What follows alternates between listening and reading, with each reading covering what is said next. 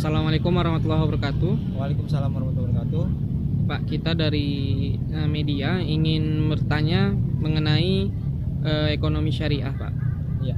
Jadi baru-baru ini kita sangat sudah mengenal aksi 212, aksi bela Islam yang saat ini spiritnya sudah mencakup atau sudah masuk ke ranah ekonomi syariah, di mana para ulama sudah membentuk koperasi syariah. Nah, bagaimana menurut Bapak tentang aksi bela Islam itu? Ya, terima kasih ya atas kesempatan yang telah berikan. Ya. Saya Sunardi Harahap ya, selaku dosen Fakultas Ekonomi Bisnis Islam Universitas Islam Negeri Sumatera Utara. Terkait dengan aksi super damai 212 yang itu langsung memberikan dampak positif kepada kebangkitan ekonomi umat, ini sudah saya tuliskan juga pada beberapa media, khususnya Harian Waspada dan Harian Nasional Amanah ya. Di situ saya tuliskan bahwasanya dengan kejadian ini sesuatu momentum ya bagi kebangkitan ekonomi umat Islam saat sekarang ini ya. Banyaknya kita saat sekarang ini sudah mendirikan usaha-usaha muslim ya, dari koperasi syariah ya sampai menuju supermarket dan minimarket.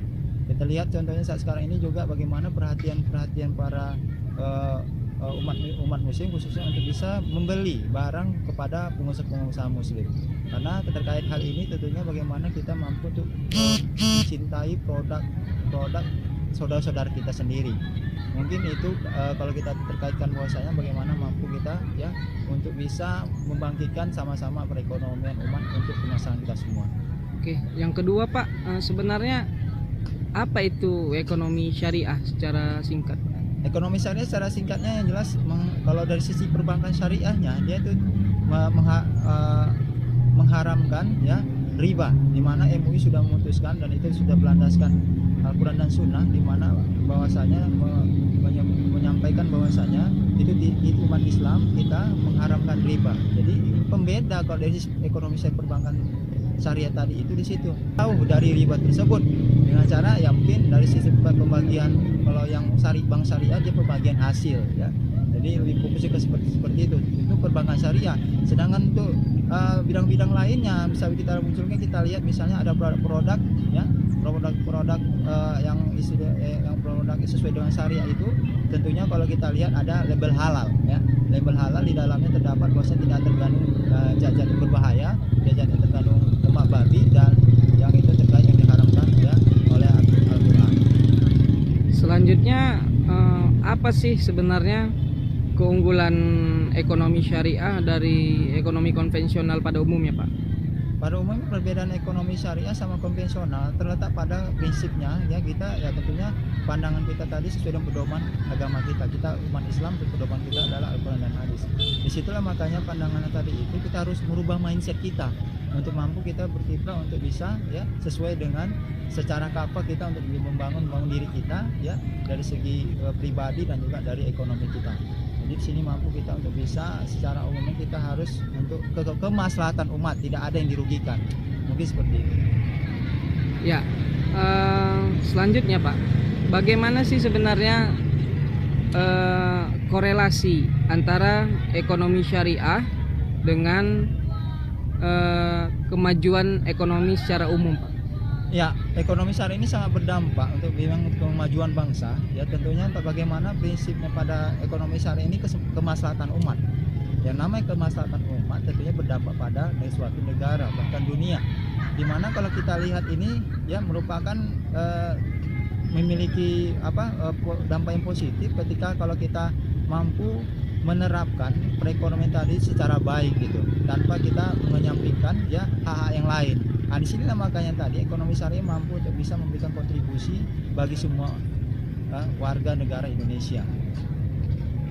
Sering sekali Pak, kalau kita berbicara tentang ekonomi syariah, yang kita tahu itu hanya bank Islam atau bank syariah.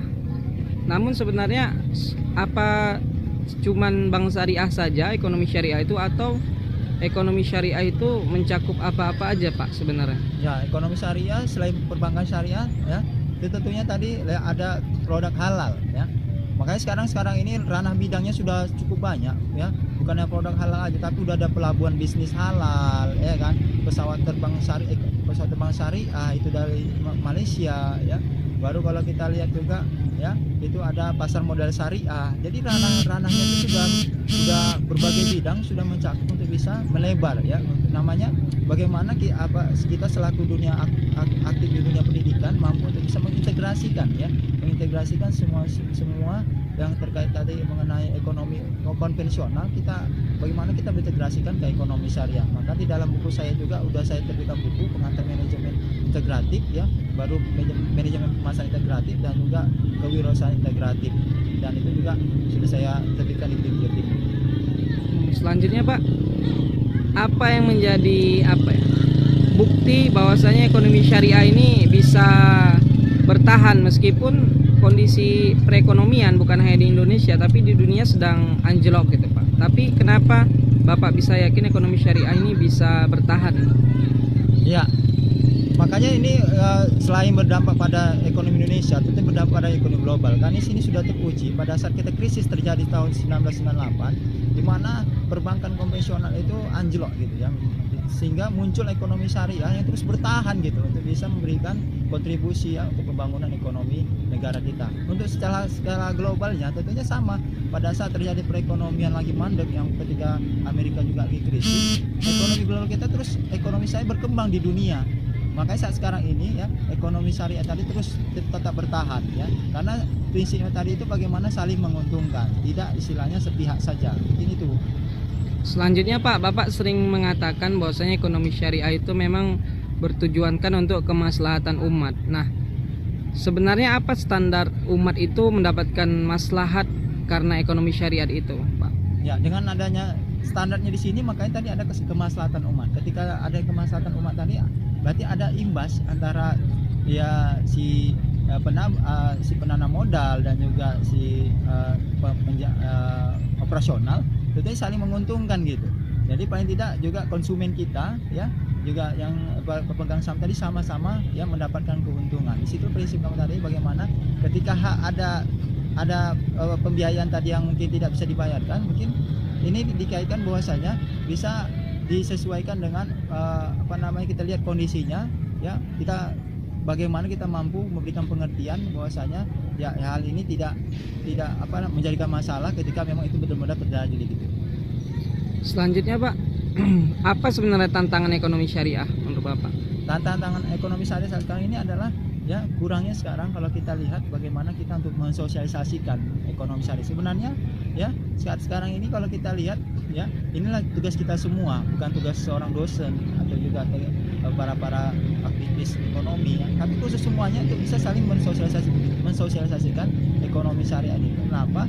Terkait kemajuan suatu bangsa, ya, itu terletak pada suatu perekonomian, ya. Jadi tentunya kalau perekonomian bangsa kita baik, ya, makanya kita juga jadi nyaman gitu semua.